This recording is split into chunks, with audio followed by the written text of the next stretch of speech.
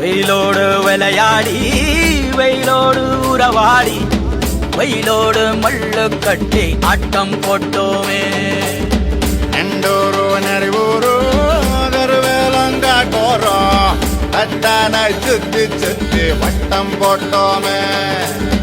பசி வந்தா குருவி முட்ட தண்ணிக்கு தேவங்குட்ட பறிப்போமே சோழ தட்ட புழுதிதான் நம்ம சட்ட புழுதிதான் நம்ம சட்ட.